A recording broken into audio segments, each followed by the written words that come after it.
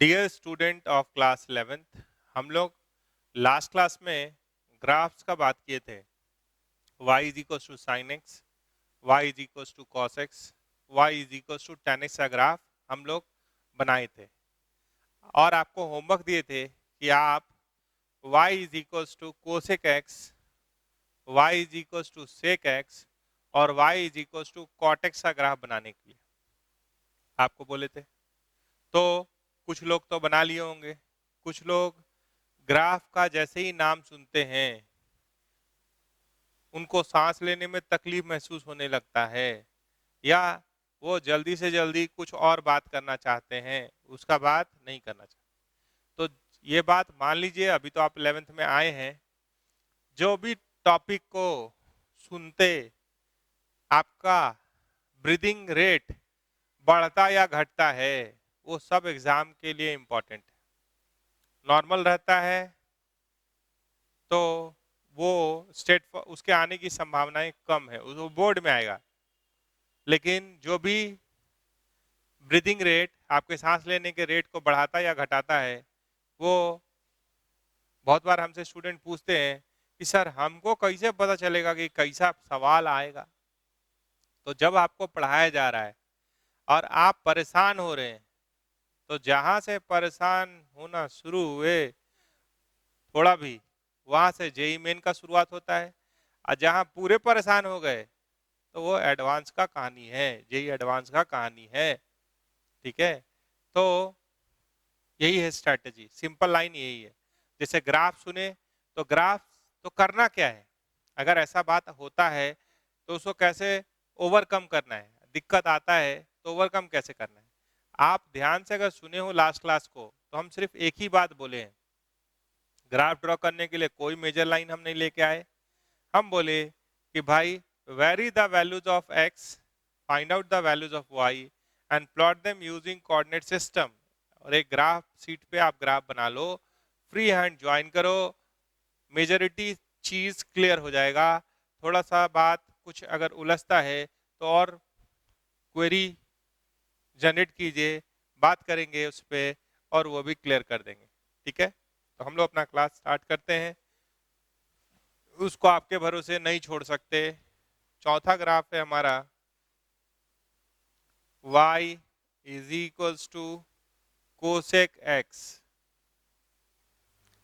तो cosec x को अगर ध्यान से देखें तो ये होता है 1/sin x। तो sin x जब जब जीरो होगा तब तक इस फंक्शन का तबीयत खराब होगा। तो अगर आपको साइनेस ग्राफ याद हो, अगर आपको साइनेस ग्राफ याद हो, ठीक है, तो साइन जीरो जीरो हुआ था, साइन 180 डिग्री भी जीरो हुआ था। तो अभी तक हम लोग बात कर रहे थे 0, 30, 45 ऐसे बात कर रहे थे। अब थोड़ा रेडियन में बात करें, क्योंकि रेडियन भी तो आपका दोस्त ही है, सर्कुलर मेजरमेंट। ठीक है, पाई रेडियन मतलब 180 डिग्री। तो अब वो तीन बनाए डिग्री के टर्म में, आप यूज टू थे डिग्री से, वो देख लिए। अब धीरे धीरे अपग्रेड करके कहाँ चले जाएंगे, रेडियन में। तो चलिए चले हम लोग आगे। चलिए, आज भी लॉजिक वही है, vary the values of x, find out the values of y and plot them using coordinate system। और हम एक बात बोल रहे हैं कि साइन का ग्राफ देखे तो साइन का ग्राफ कब जीरो था, y is equal to sine x का जब आप ग्राफ बनाए थे, पुराना बात लास्ट क्लास का, y is equal to sine x का ग्राफ जब आप देख रहे थे तो साइन एक्स का ग्राफ ऐसे दिखा, ये जीरो था और ये पाई था, ये 2 पाई था। तो साइन अगर जीरो हो रहा होगा तो सिस्टम अनडिफाइंड हो रहा होगा। तो एक स्लॉट साइन पाई भी जीरो है, देखिए, तो यहाँ पे भी सिस्टम, वो वाला सिस्टम अनडिफाइंड हो जाएगा। ये तो डिफाइंड है लेकिन वो सिस्टम क्या हो जाएगा, अनडिफाइंड हो जाएगा।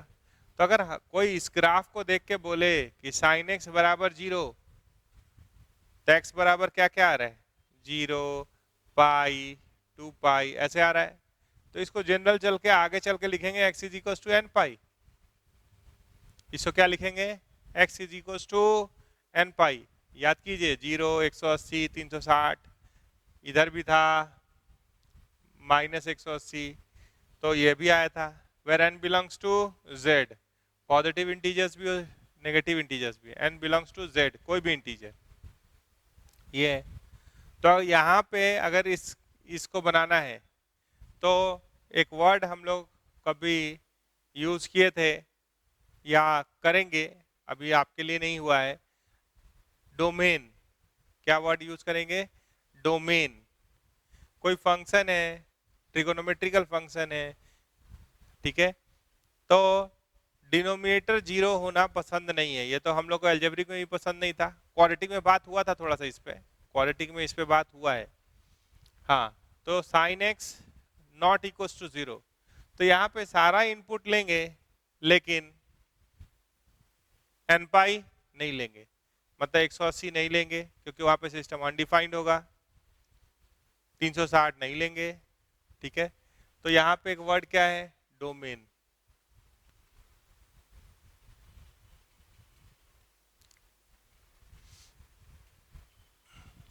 साइन एक्स 0 कब होता है? एन पाई पे, तो X not equals to N pi, तो एन पाई हम लोग नहीं लेंगे, ठीक है, इनपुट के तौर पे नहीं लेंगे क्योंकि वहां पे सिस्टम क्या है? अनडिफाइंड। और आप ऐसे सोचिए कि अगर हम साइन एक्स की बात कर रहे हैं तो साइन एक्स का वैल्यू कहां से कहां तक बदला था? तो साइन एक्स का वैल्यू बदला था -1 से 1, -1 से 1। तो -1 से 1 में अगर कोई भी चीज है, अगर हम उसका रेसिप्रोकल लेंगे, कोई भी चीज -1 से 1 के बीच में है और हम अगर उसका रेसिप्रोकल लेंगे तो वो वैल्यू कहां से कहां चला जाएगा? जैसे अगर पॉजिटिव में देखते हैं, 0 और 1 के बीच में कोई चीज है, 0 और 1 के बीच में कोई चीज है, जैसे 0.2, तो 1/0.2 तो क्या हो गया? 10/2, 5 आ गया, समझ रहे हैं? 1/0.9, 10/9, तो 1.1 आ रहा है, तो ऐसे चलता है, ठीक है। तो 0 और 1 के बीच में कुछ भी लेते हैं तो उसका जब रेसिप्रोकल लीजिएगा तो वो 1 से बड़ा हो जाएगा। अगर 1 का रेसिप्रोकल लीजिएगा तो 1 आएगा। अगर -1 और 0 के बीच में कोई भी चीज होगा, ये बात तो तय हो चुका था लास्ट क्लास में कि भाई साइन एक्स का वैल्यू -1 से 1 के बीच में होता है। अब उसके रेसिप्रोकल का बात करना है, 1/sin x का बात करना है। तो अगर 0 और 1 के बीच में कोई भी चीज होगा, ठीक है, तो उसका रेसिप्रोकल लीजिएगा तो 1 से बड़ा हो जाएगा। अगर -1 से 0 के बीच में कोई चीज लीजिएगा, उसका रेसिप्रोकल लीजिएगा -1 और 0 के बीच में, तो -1 से छोटा हो जाएगा। कैसे? -0.5, तो -0.5 का रेसिप्रोकल 1/-0.5, पॉइंट हटाए ऊपर 10, 10/5, तो -2 आ रहा है, तो -1 से छोटा हुआ कि नहीं हुआ? हाँ। तो अगर ध्यान से देखेंगे तो इसका डोमेन क्या है? x not equals to N pi. थोड़ा सा इसको स्ट्रेट फॉरवर्ड अगर बनाए, या चलिए ना इसी से बनाते हैं, vary the values of x, find out the values of y and plot them using coordinate system. और हम कहां से कहां रहना चाह रहे हैं? 0 और पाई के बीच में रहना चाह रहे हैं, ठीक है। तो 0 नहीं लिए क्योंकि वो लेना ठीक नहीं था। अगर 0 यहाँ कोई बोलता भी है तो ये क्या हो जाएगा? Undefined, not defined. cos 0, cosec 0, cos 0 is 1, cosec 0 is 1/0, undefined system.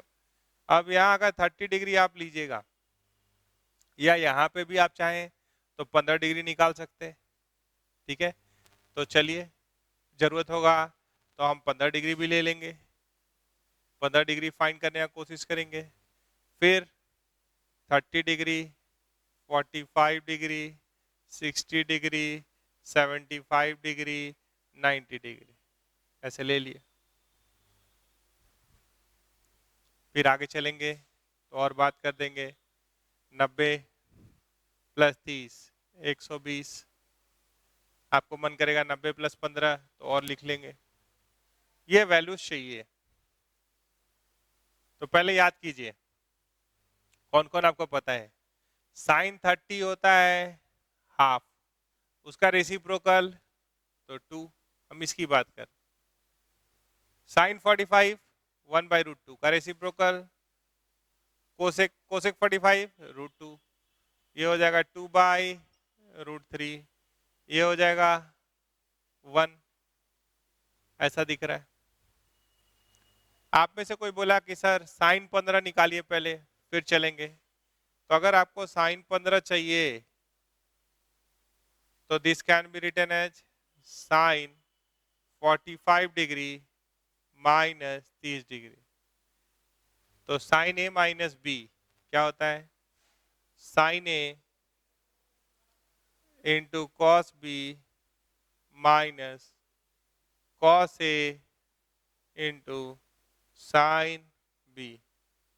तो साइन 45 हो गया 1/√2, cos 30 √3/2, cos 45 1/√2, cos sine 30 half.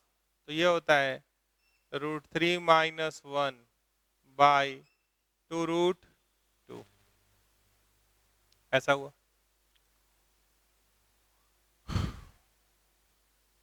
तो अगर इसका रेसिप्रोकल लेंगे या इसी का अप्रोक्सीमेट वैल्यू देखिए ना क्या है। अगर √3 बोले तो √3 होता है 1 पॉइंट, देखिएगा साइन 15 का ले रहे हैं अप्रोक्सीमेट वैल्यू।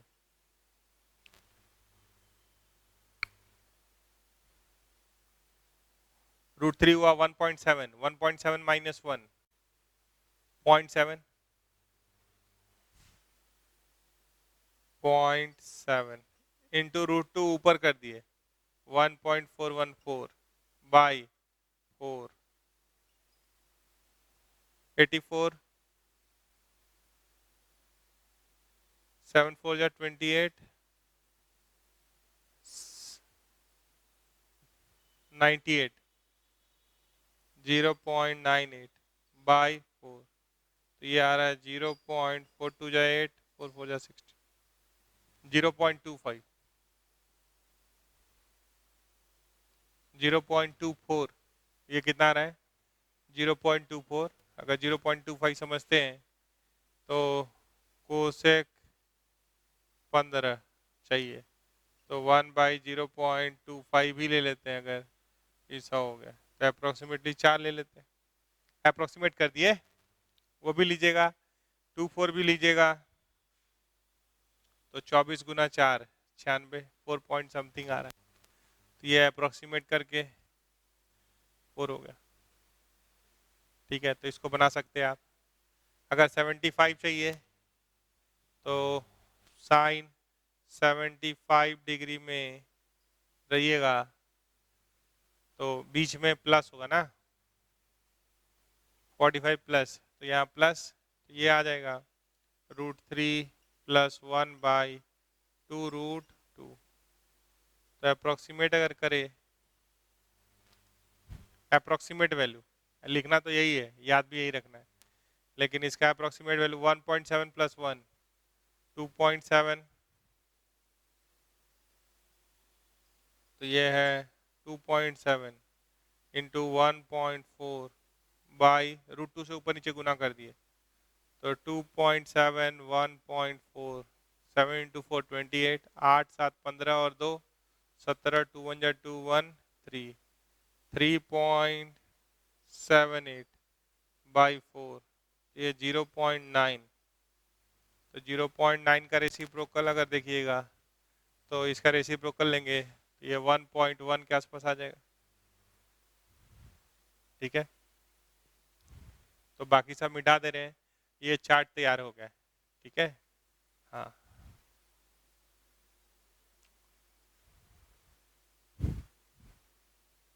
तो ग्राफ को हमेशा मन से बनाना है।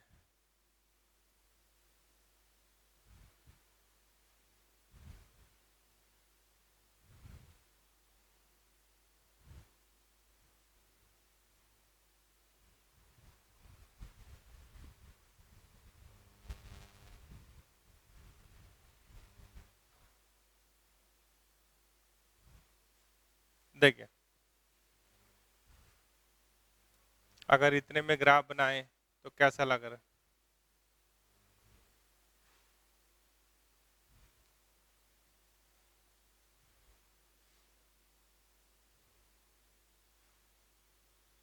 ये 0 है, ठीक है, और यहाँ कहीं 90 है।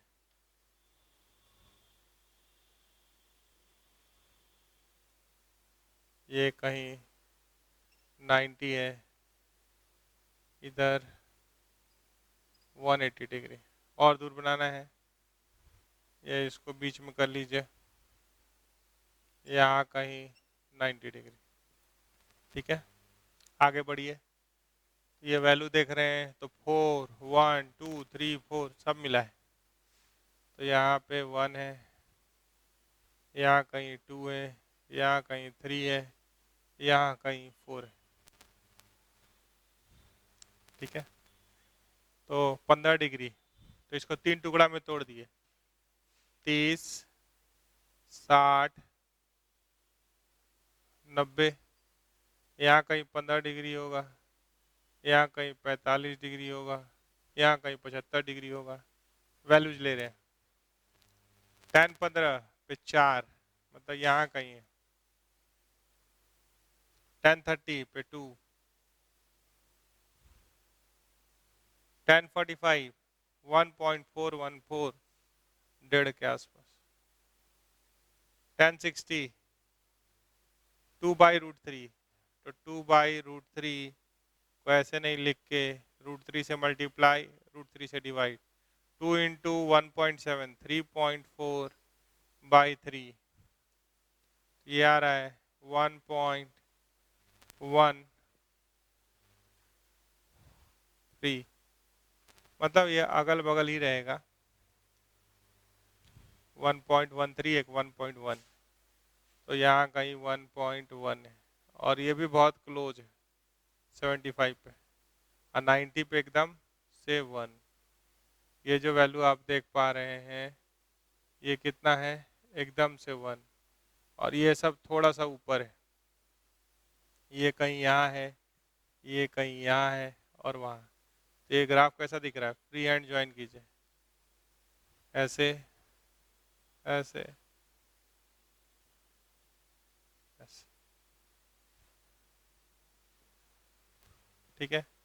जब आप आगे लेंगे 90 + 30, तो फिर ये यहाँ पे एक वर्टिकल लाइन बना दिए, आगे का वैल्यू आप देखेंगे तो फिर से ये ऐसा चला जाएगा, और इधर अगर और वैल्यूज कोई लेना चाहे तो ये ऐसा चला जाए, ठीक है। ये जो आप देख पा रहे हैं, या थोड़ा और स्मूथली बनाएं, इसको थोड़ा और स्केलिंग कर लें, तो ये कैसे आ जाएगा, ये देख पा रहे हैं आप, ये ऐसे गया और ये ऐसे, तो ये 1 के नीचे यहाँ पे नहीं आया। और इधर बनाइएगा अगर, या उधर बनाइएगा, तो इस स्लॉट में ग्राफ ऐसा आएगा। अब आपको करना है, हम तो बता दे रहे हैं। इस वाले स्लॉट में कैसा आएगा ग्राफ, ये है -90 मान लीजिए, और ये है -180, तो इस स्लॉट में बनाइएगा तो ये ग्राफ ऐसा दिखाएगा।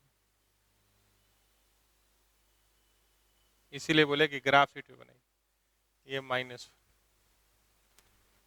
तो इसके बीच में कोई ग्राफ एग्जिस्ट नहीं करेगा, -1 और 1 के बीच में ग्राफ एग्जिस्ट नहीं करेगा। आपको अब ये वाला, जैसे हम ये बनाए, जैसे 90 + 120 लेंगे, तो कोसेक 90 प्लस 30, तो क्या आएगा, सेक 30, ठीक है, और भी पॉजिटिव साइन के साथ, तो सेक 30, ठीक है। तो सेक 30 का वैल्यू डाल दीजिए, 2/√3 वो भी आ जाएगा। तो जैसे ये वैसे ही वो ग्राफ ऐसा बने। तो क्या लॉजिक यूज किए, very the values of x, find out the values of y and plot them using coordinate system. और ग्राफ शीट पे बनाएंगे जितना बढ़िया उतना अच्छा ग्राफ बनेगा। तो घबराए नहीं ना, ये वैल्यूज निकाल सकते हैं ना आप, क्योंकि एक क्लास हम लोग इस पे दे चुके हैं। तो आप कहिएगा इसी पे आप फिर से वहीं रुके रहिए, तो गड़बड़ बात है। अब एक सर बताए तो उससे आप 5 बना लिए, तब बढ़ाने का कोई फायदा है, नहीं तो फिर तो बहुत दिक्कत होगा।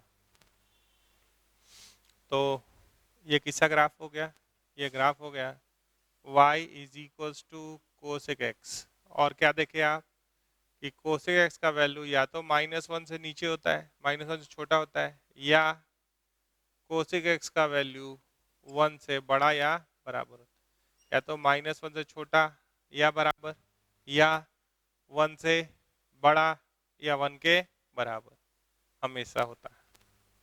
ठीक है, अब इसी को आप दूसरे वे से ऐसे भी समझ सकते हैं कि अगर साइन एक्स का ग्राफ देखिएगा, ये ग्राफ किसका है, साइन एक्स का ग्राफ, ये ग्राफ किसका है, ये ग्राफ है y is equal to sine x का। थोड़ा सा स्केलिंग कर दें ऐसे, हॉरिजॉन्टल लाइन, वर्टिकल लाइन सब बना दे, ये ग्राफ किसका है, y is equal to sine x का है, ये सब हटा दीजिए, y is equal to sine x. तो 1 का रेसिप्रोकल तो 1 ही रहेगा, ये 0 है, ये π/2 है। अच्छा, हम लोग रेडियन का बात कर रहे थे, किस्सा रेडियन में नहीं बोले, ये वाला रेडियन में बोलेंगे। चलिए यहाँ रेडियन में बोल देते हैं, ये π/2 है, π/12 कर देंगे तो 15 हो जाएगा। ठीक है, ये पाई है, ये 3π/2 है, ये 2π है, इसका टर्न कर दीजिए ऊपर ऐसे। तो ये जो ग्राफ देख पा रहे हैं आप डॉटेड वाला, ये किसका है, ये ग्राफ है y is equals to cosec x. और इधर अगर बनाना चाहते हैं तो ये ऐसे हो जाएगा। क्यों ऐसे हो जाएगा, देखिए ये -1 है, ये 1 है, तो 1 का रेसिप्रोकल तो 1 हो गया। अब 1 से थोड़ा सा कम का रेसिप्रोकल लीजिएगा तो 1 से ज़्यादा होगा, 0.1 का लीजिएगा तो और ज़्यादा होगा। तो ये जितना नीचे की ओर जा रहा है ये उतना रेसिप्रोकल लीजिएगा तो उतना ही ऊपर चला जाएगा। और नेगेटिव में भी -1 का रेसिप्रोकल तो -1 तो होगा, अगर -0.1 लीजिएगा तो उसका आ जाएगा -10। तो ये इसको बोलते हैं, ये जो टुकड़ा देख रहे हैं यहाँ पे ग्राफ नहीं सट रहा है, इस ये जो वर्टिकल लाइन देख रहे हैं ये एसिम्पटोट कहलाता है। क्या कहलाता है, एसिम्पटोट, ये एसिम्पटोट भी लोग कहते हैं। एसिम्पटोट का मतलब है कि अगर कोई लाइन किसी ग्राफ किसी कर्व के पैरेलल हो जाए, तो जिस कर्व के पैरेलल हो जा रहा है वो, तो लाइन को कहेंगे एसिम्पटोट, लाइन को कहेंगे एसिम्पटोट। आएगा बहुत सारा बात, तो ये समझ गए। इसी तरीके से आपको y is equal to sec x का ग्राफ अब कर लेना है, अब आपको करना पड़ेगा। अगर शॉर्टकट से बोलिएगा तो कॉस एक्स का ग्राफ बना लीजिए और उसको टर्न कर दीजिए। टर्न कर दीजिए मतलब थोड़ा सा हम बना के क्लियर कर ही देते हैं कि कैसा कैसा आना चाहिए, वैसा ही मिल जाएगा तो आप आगे चल पाएंगे।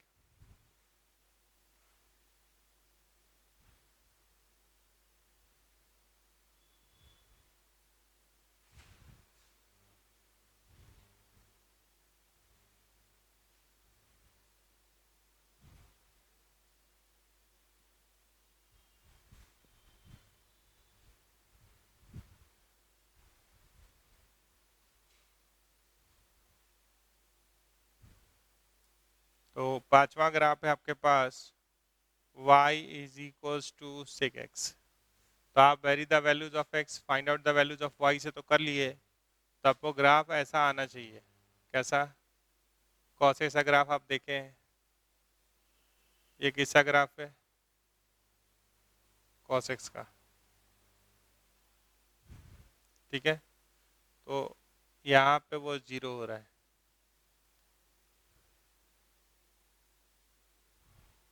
तो जहाँ पे cos x 0 हो रहा है हम sec x के पास जाना चाहते हैं। ठीक है, ये वर्टिकल लाइन, ये क्या है -1, यहाँ कहीं ओरिजिन है, ये -1, ये 1 है।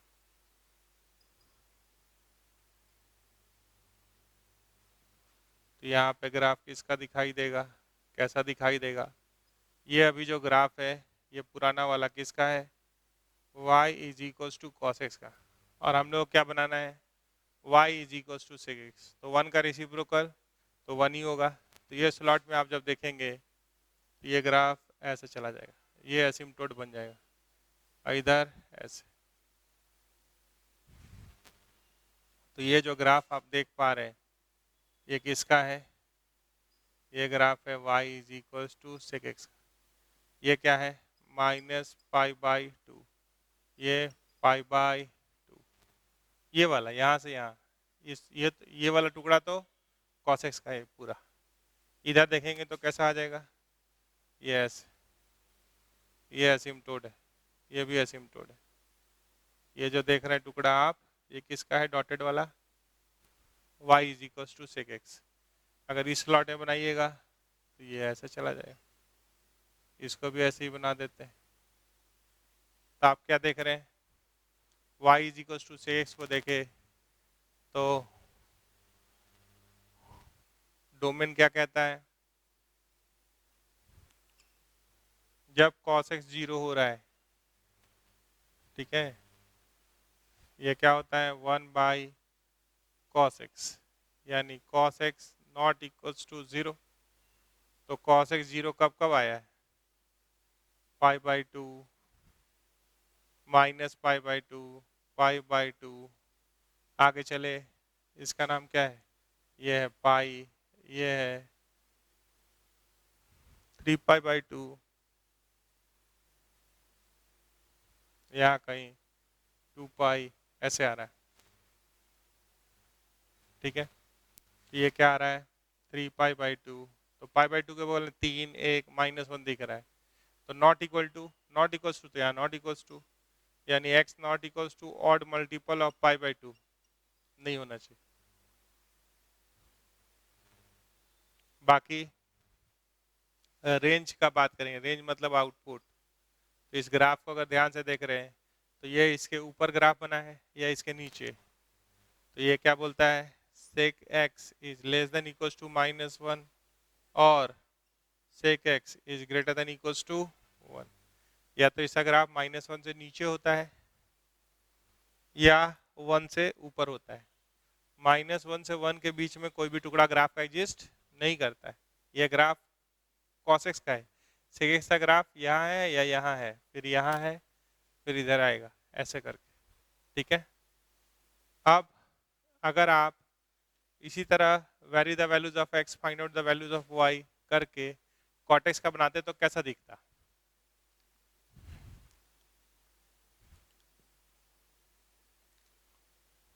वो खाली ड्रॉ कर दे रहे हैं रफ स्केच, आप जो बनाए हैं उससे मिला ले रहे हैं, फिर हम लोग कुछ सवाल ले लेंगे।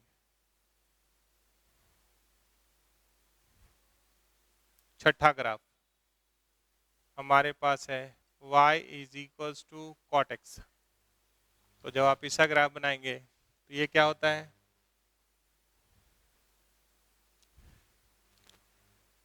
cos x by sin x। तो डोमेन क्या कहता है? डोमेन मतलब इनपुट कहता है कि डिनोमिनेटर नहीं जीरो होना चाहिए। तो sin x not equals to 0, यानी x not equals to n pi. थोड़ी देर पहले ये बात हुआ, where n belongs to z, मतलब 0 पाई ऐसे नहीं होना चाहिए। तो यानी आप जो लाइन बनाएंगे ये क्या है? ये π/2 है, ये पाई है, ठीक है। तो इसमें ग्राफ बनाएंगे, फर्स्ट क्वाड्रेंट में आप जानते हैं ये सब पॉजिटिव होता है, तो इधर ग्राफ ये 0 डिग्री है, तो इधर ग्राफ ऊपर ही होगा और इधर ऐसे नीचे आ जाएगा। cot x का बात कर रहे हैं, ठीक है। आगे फिर बनाइएगा या इधर फिर बनाइएगा तो ये -π/2, तो ये ऐसे दिखाई दे। आप ग्राफ बना के देख सकते हैं। ये क्या है? -π।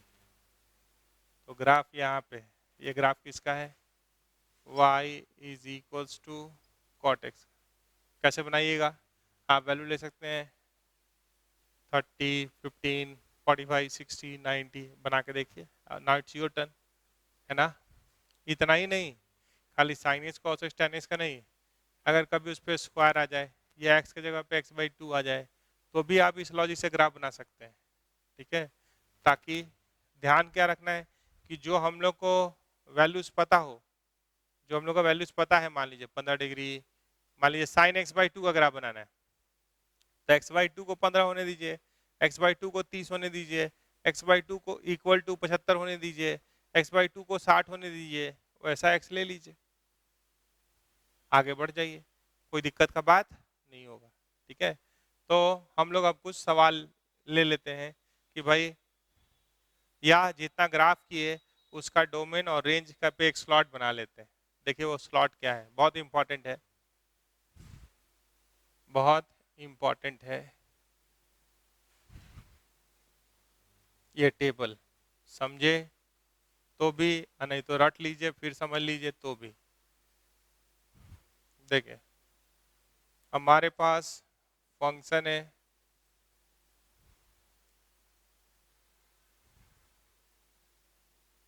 डोमेन है, डोमेन मतलब इनपुट वाली those values of x are domain for which output is real, और रेंज, रेंज मतलब आउटपुट, ऐसा है।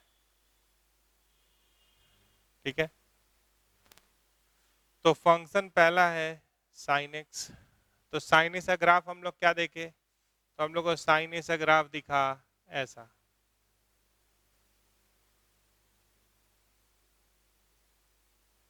ये है 1 और ये है माइनस, उधर भी चलता जा रहा है, इधर भी बनाइएगा तो भी चलता जाएगा, कोई दिक्कत नहीं है।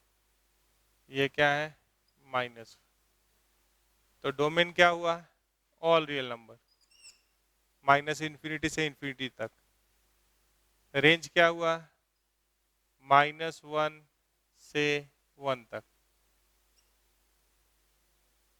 कुछ भी हो जाए वो हमेशा -1 से 1 के बीच में रहेगा। ये ग्राफ किसका है, तो y is equals to sine x का है, कॉस एक्स का ग्राफ ऐसा चला, ये आया,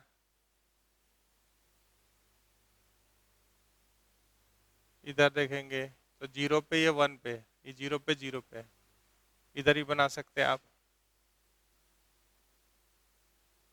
तो ध्यान से देख रहे हैं तो ये 1 है और यहाँ कहीं माइनस, तो इसका भी डोमेन ऑल रियल नंबर हुआ, चलता जाएगा, और रेंज -1 से 1 हुआ, लेकिन दोनों में अंतर है, ये नहीं कि दोनों का डोमेन और रेंज सेम हुआ तो फंक्शन ही सेम हो गया, cos 0 1 होता है, sin 0 0 होता है, तो अलग अलग चीज है। अगर इस ग्राफ को अगर वायर शेप में ले लेते और इसको 90 डिग्री से इधर अगर खींच लेते, तब ये दोनों, अगर इसको 90 से शिफ्ट कर दीजिएगा पीछे तो ये ऐसा हो जाएगा। अगर इसको वायर शेप में तार से ऐसा शेप बना लीजिए, इसको 90 डिग्री से पीछे खींच दीजिए, यहाँ 90 है ना, पाई बाई टू रेडियन से पीछे खींच दीजिए, तो यानी एक्सिस यहाँ आ जाएगा, तो ये ग्राफ और ये ग्राफ सेम हो जाएगा। ये ग्राफ अभी किसका है, ये है y is equals to cos x.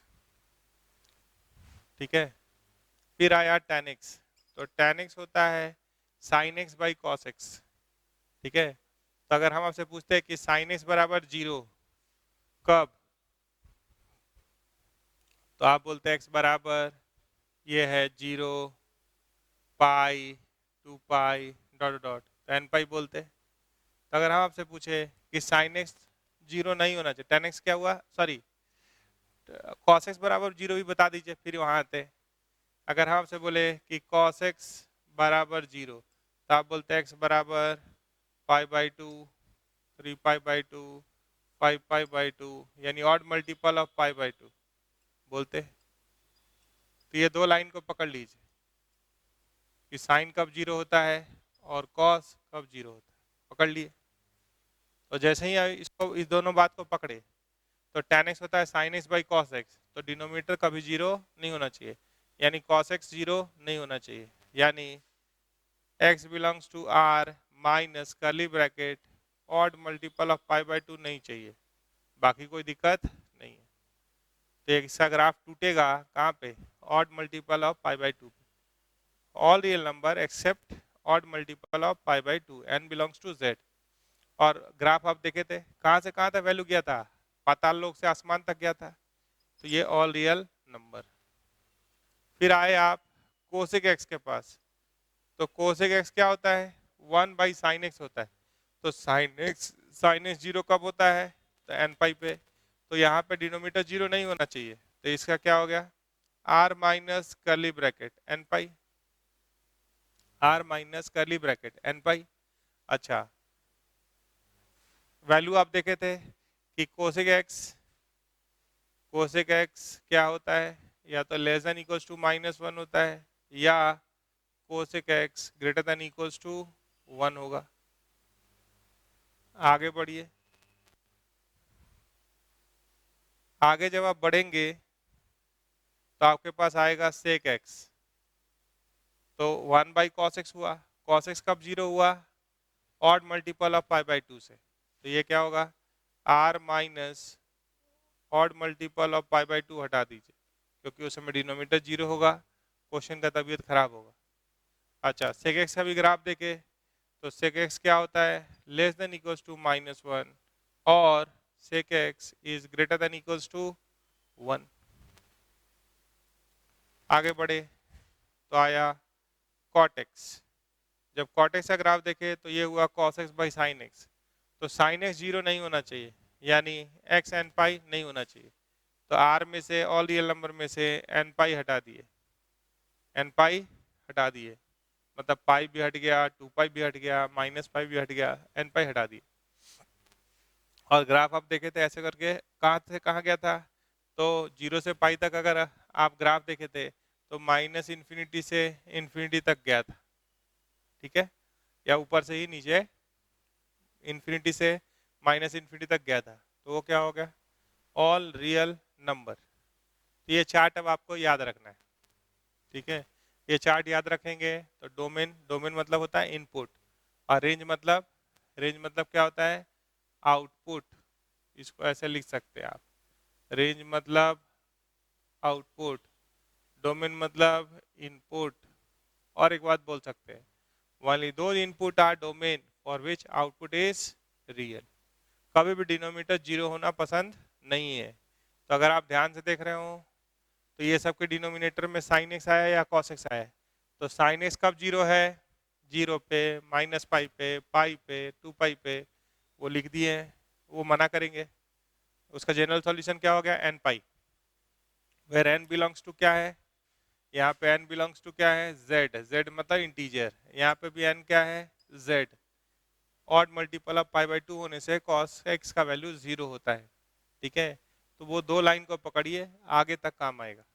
चलेंगे हम लोग, ग्राफ कंप्लीट हुआ, ठीक है, ग्राफ कंप्लीट हुआ, पहले इसी को जितना भी हम लोग 6 ग्राफ देखे हैं उससे एक दो बार बना लीजिए, फिर कुछ दिनों के बाद फिर से ग्राफ पे आएंगे तो और चेंजेस करके आपको बताएंगे। चलिए आगे बढ़ा जाए।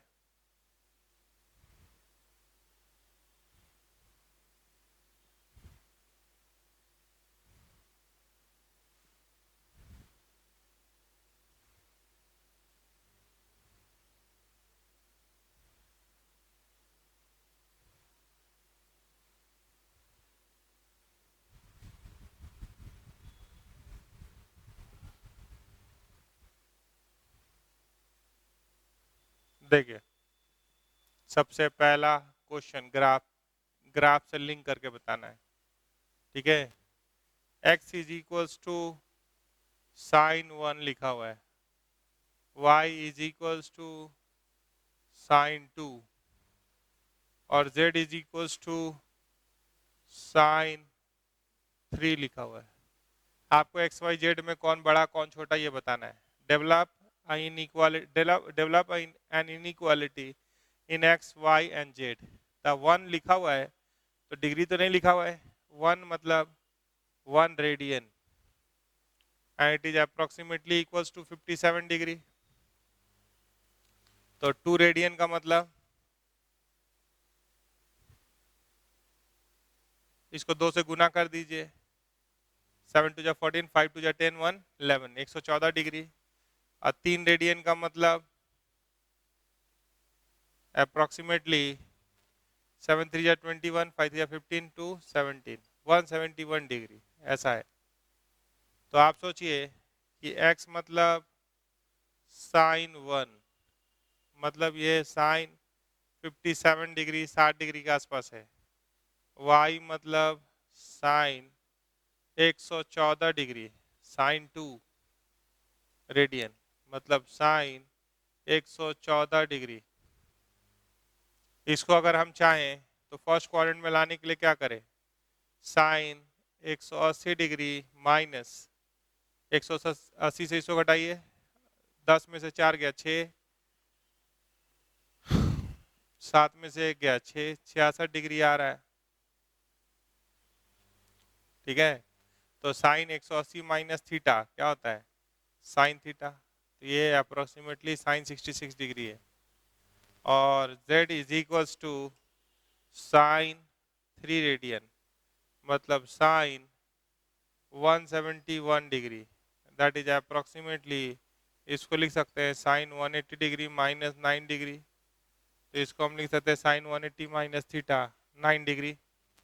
अब आप साइनेस का ग्राफ जानते हैं, तो साइनेस का ग्राफ कैसा दिखता है, तो साइनेस का ग्राफ हम लोग को ऐसा दिखता है और यहाँ कहीं 90 डिग्री होता है। तो इतने को देखना है। तो ये फंक्शन कैसा है, 0 से 90 में खिसका के ले आए, इधर उधर कंपेयर करना होता तो ग्राफ शीट हमेशा हमारे पास होगा और हमेशा आप अच्छा ग्राफ बना के टाइम बहुत ज़्यादा दें ये ज़रूरी नहीं है। तो सबको खींच के कॉरस्पॉन्डिंग फर्स्ट क्वाड्रेंट में ले आए। तो आप बताइए, कहीं 9 डिग्री तो यहाँ होगा, 57 डिग्री कहीं यहाँ होगा और 66 डिग्री यहाँ होगा। तो आप ऊपर जाइए तो यहाँ कहीं दिख रहा है 9 डिग्री, ऐसे और पास ही होगा, इतना दूर भी नहीं होगा। सोचिए ना, 57 डिग्री यहाँ है तो 9 डिग्री अगर देखिएगा तो और पास चले जाइए, ये तो 30 डिग्री था। तो यहाँ पे जब आउटपुट देखिएगा तो ये साइन 9 है, ये क्या है साइन 9 डिग्री। 57 के पास जाना चाहते तो ये यहाँ ले जाएगा साइन 57 डिग्री। 66 के पास जाना चाहते तो यहाँ ले जाएगा साइन 66 डिग्री। तो कौन सबसे बड़ा है, तो साइन, सिंस 0 से 90 में फंक्शन इंक्रीजिंग है तो 66 बड़ा है, तो साइन 66 ज़्यादा होगा। उसके बाद साइन 57 डिग्री होगा, उसके बाद साइन 9 डिग्री होगा। ठीक है, क्यों, क्योंकि इसमें इंक्रीजिंग है, इधर से नहीं कंपेयर कर सकते। तो ये सबसे बड़ा है, उससे बड़ा है, उससे छोटा ये, सबसे छोटा ये। तो ये जो 66 आया है ये कहाँ से आया है, ये y है।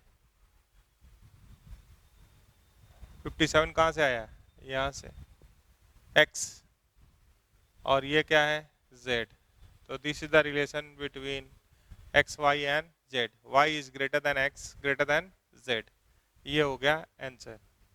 अगर आपसे कोई छोटा सा सवाल पूछता कि साइन 1 डिग्री बड़ा है कि साइन 1, तो आप क्या बोलते, साइन 1 मतलब साइन 57 डिग्री, तो 1 डिग्री सोचिए यहाँ पड़ेगा, अब 57 डिग्री यहाँ, तो कौन ऊपर है, यही ना साइन 57 ना। तो ऐसे सीधे टिक मारने का, क्यों, क्योंकि फंक्शन इंक्रीजिंग है। फंक्शन 0 से π/2 में क्या है, इंक्रीजिंग है। इंक्रीजिंग फंक्शन का क्या कहना है कि भाई ज़्यादा अगर कोई थ्रू आउट इंक्रीजिंग हो, ये भी बात नहीं कर रहे, किसी इंटरवल में मान लीजिए हम फर्स्ट क्वाड्रेंट में हैं, तो फर्स्ट क्वाड्रेंट में 0 से 90 के बीच में फंक्शन इंक्रीजिंग है। इंक्रीजिंग मतलब अगर आप x का वैल्यू बढ़ाइएगा तो y भी बढ़ेगा, फर्स्ट क्वाड्रेंट का बात कर। उसके आगे देखिए तो डिक्रीजिंग है। तो अगर आपसे पूछे इसी में एक लाइन, देखिए क्या लिख देते हैं। ये दोनों सवाल क्लियर है, एक ये और दूसरा 1 डिग्री बड़ा कि साइन 1, तो साइन 1 बड़ा है। और सवाल ले लेंगे, थोड़ा सा इधर देखिए।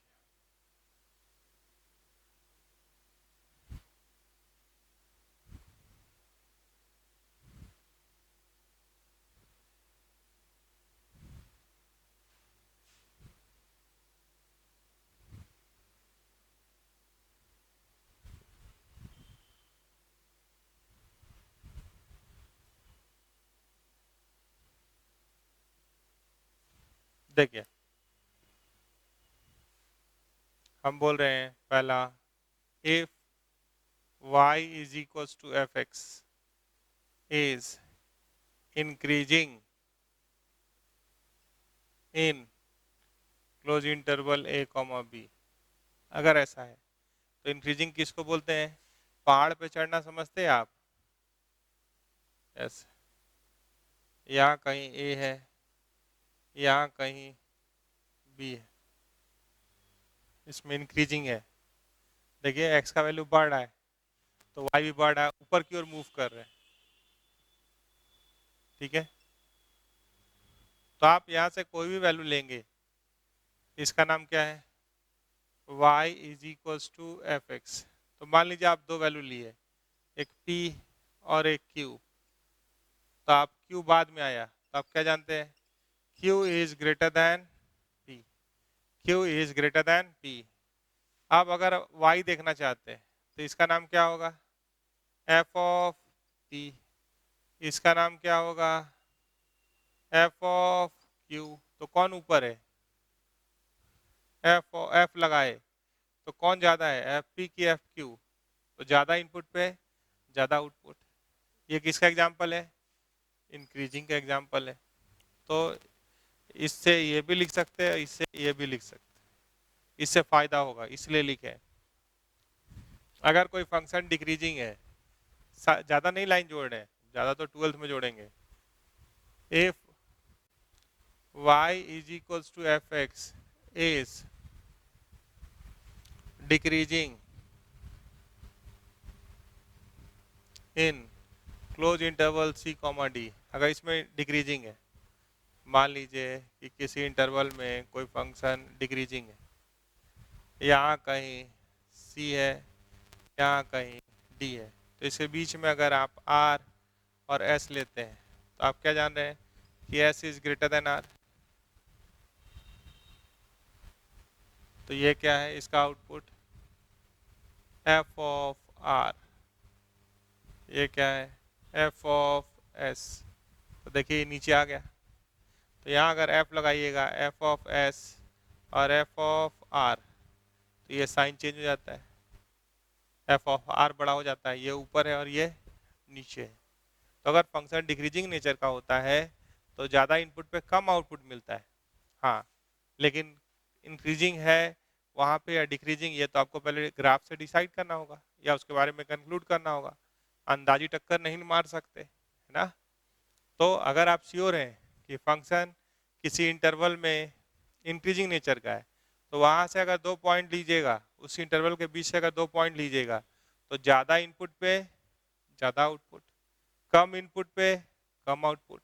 अगर फंक्शन इंक्रीजिंग इंक्रीजिंग है तो, और डिक्रीजिंग है तो उल्टा, ज़्यादा इनपुट पे कम आउटपुट, कम इनपुट पे ज़्यादा आउटपुट। देखिए, तो ये दो बात का ध्यान रखिए, इससे फायदा होगा। ठीक है, कैसे फायदा होगा वो आप देख सकते हैं, एग्जाम्पल और ले सकते हैं उसमें।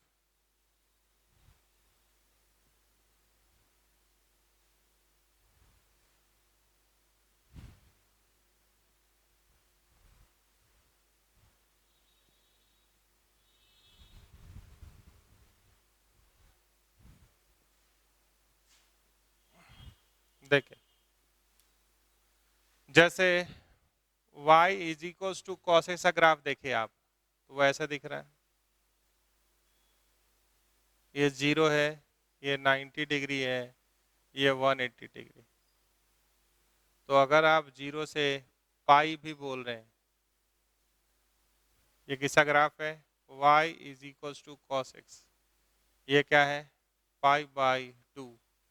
ये क्या है? पाई। 0 से पाई में देख रहे हैं, तो हम लोग क्या जानते हैं? y is equal to cos x is decreasing in 0 से पाई है। तो अगर आप यहाँ पे मान लीजिए आप बोलेगा 37 डिग्री, 57 डिग्री,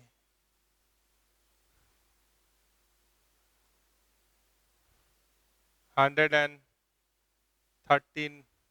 59 डिग्री।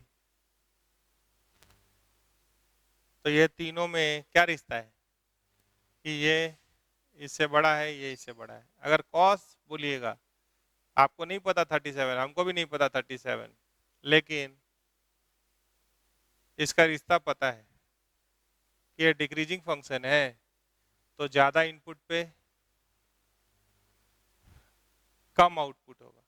मतलब ये ज़्यादा, ये साइन ऑफ इनइक्वलिटी चेंज कर जाएगा। क्या है? अब देखिए 37 कहाँ पड़ा होगा, यही कहीं होगा ना 37। आप बोलिए 37, अब डिग्री में लिखे हैं तो आप इसको डिग्री में ही कर दीजिए, 0 से 180 डिग्री। जी एक ही बात कीजिए, दोनों बात एक में नहीं कीजिए। 0 से 180, इसको लिख दीजिए 90 और इसको लिख दीजिए 180 डिग्री, लिख दिया। ठीक है, तो 37 कहीं यहाँ पड़ा, 57, तो ये हुआ cos 37, तो ये ज़्यादा है किससे? 57 यहाँ पड़ा, देखिए आप नीचे की ओर जा रहे हैं तो 57 यहाँ है, तो ये क्या है?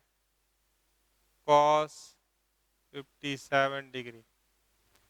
फिर cos 159, मतलब 90 और 60 150 होता है, तो यहाँ से भी थोड़ा सा और आगे, तो ये तो और कम होगा।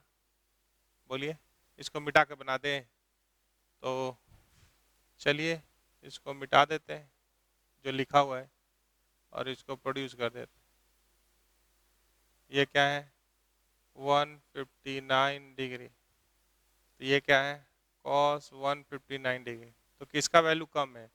जो नीचे आता है उसका वैल्यू कम होता है ना जी, जो ऊपर आता है उसका वैल्यू ज़्यादा। तो cos 37 सबसे ऊपर ही तीनों में, फिर cos 57, फिर cos 159, तो साइन ऑफ इनइक्वालिटी रिवर्ट हो गया। तो इसका फायदा आप ले सकते हैं। तो पहले लेकिन एक बात ग्राफ से ध्यान में आना चाहिए कि उस समय फंक्शन इंक्रीजिंग नेचर का है या डिक्रीजिंग नेचर का है, तब तो ऐसे कंक्लूड कर सकते हैं, नहीं तो फिर कुछ अदर स्ट्रैटेजी पे भी जाना पड़ सकता है। उसमें मन में डाउट नहीं रखिएगा। जैसे आप देखें ना, थोड़ी देर पहले हम लोग सवाल बनाए sin 1 sin 2 sin 3, वहाँ थोड़ा स्ट्रैटेजी अलग था। काहे? आप फर्स्ट क्वाड्रेंट और सेकंड क्वाड्रेंट दोनों को कवर करना चाहते हैं, तो वहाँ तो कुछ देर फंक्शन इंक्रीजिंग है और कुछ देर के बाद डिक्रीजिंग है, तो पहले उसको समझदारी से देख लीजिए क्या किए वहाँ पे। सवाल बनाए ना sin 1 sin 2 sin 3 में कौन बड़ा कौन छोटा, वैसे कर लीजिए। तो थोड़ा स्मार्ट वर्क और थोड़ा हार्ड वर्क दोनों जरूरी। इसको मिटा रहे हैं,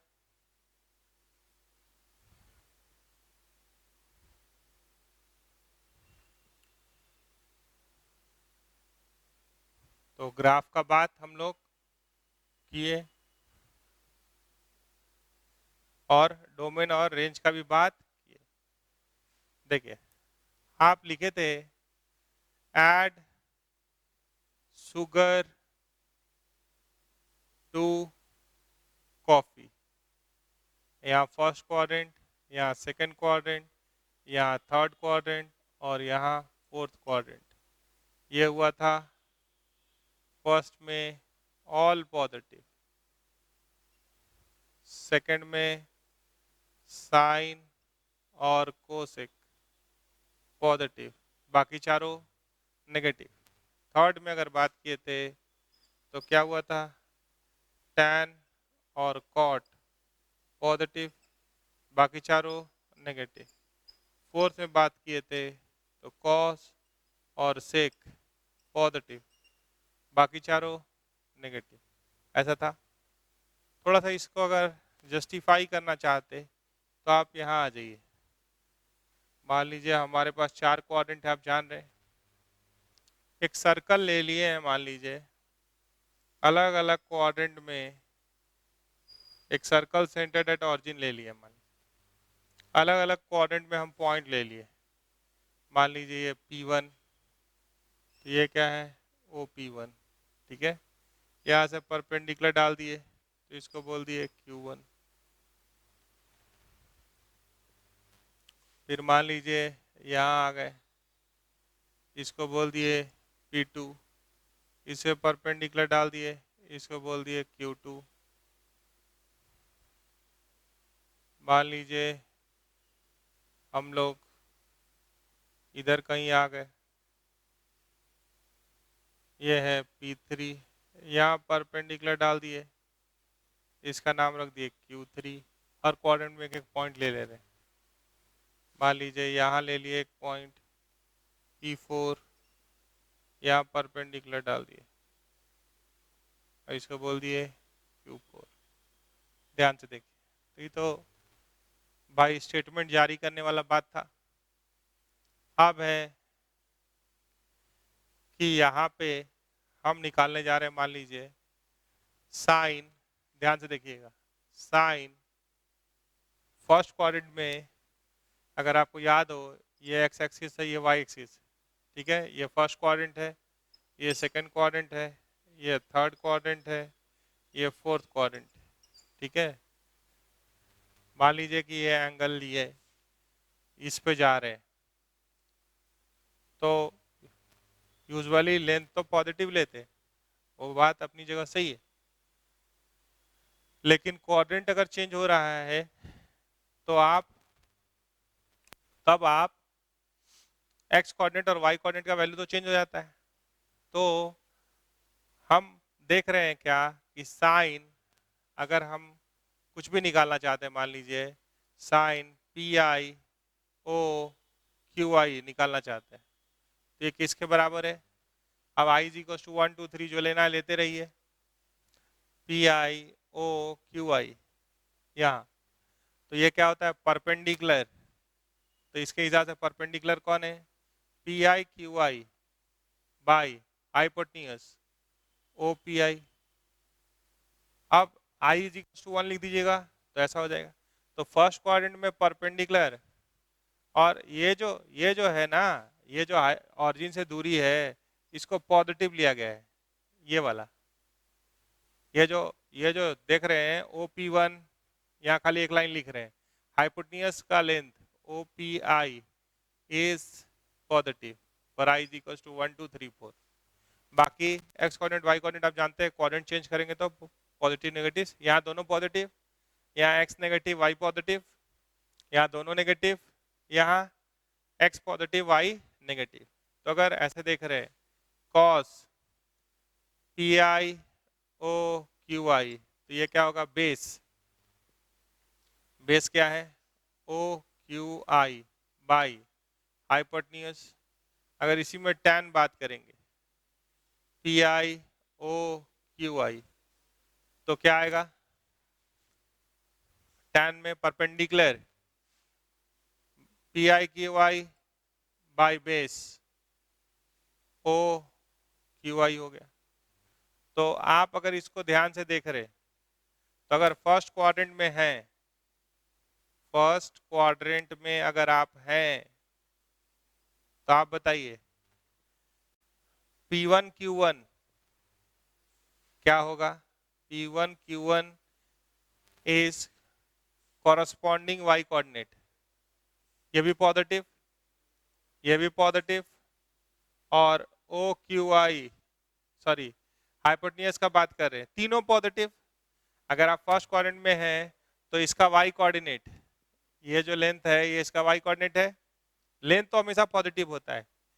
इस यहाँ पे अगर हैं तो इसका एक्स कोऑर्डिनेट भी पॉजिटिव, वाई कोऑर्डिनेट भी पॉजिटिव, मतलब ये भी पॉजिटिव, ये इसको तो पॉजिटिव मेंटेन करना ही है, ये भी पॉजिटिव, तो कोई भी रेशियो लीजिएगा तो पॉजिटिव होगा।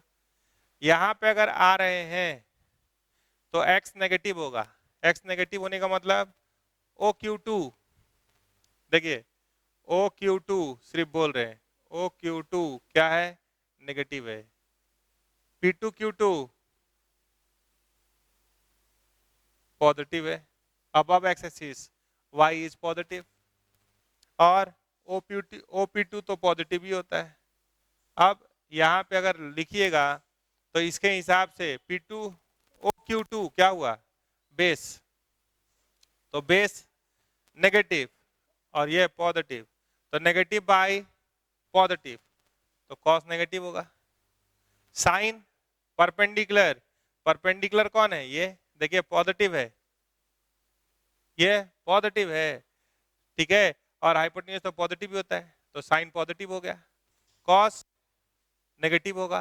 तो ऐसे करके आप ये सारी चीजों को देख सकते हैं कि कौन सा पॉजिटिव और कौन सा नेगेटिव, ठीक है। एक लाइन क्या बोल रहे हैं कि अगर आप फर्स्ट क्वाड्रेंट में हैं तो x coordinate y coordinate positive, hypotenuse का लेंथ पॉजिटिव, तो कोई भी रेशियो लीजिए, सारा ट्रिगोनोमेट्रिकल रेशियो पॉजिटिव।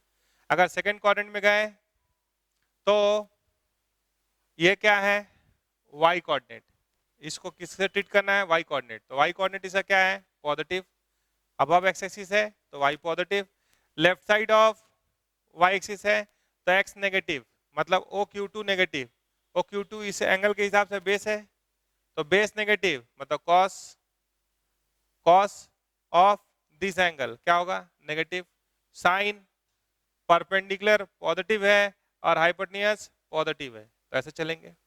जब आप tan पे जाइएगा तो परपेंडिकुलर पॉजिटिव बेस नेगेटिव, तो वो नेगेटिव हो जाएगा। ऐसे ही बाकी आप सोच लीजिए, यहाँ दोनों नेगेटिव होता है, एक्स कोऑर्डिनेट वाई कोऑर्डिनेट, यहाँ पे एक्स पॉजिटिव वाई नेगेटिव, उसके हिसाब से सोच लीजिए। बाकी बात हम लोग नेक्स्ट क्लास में करेंगे। Thank you.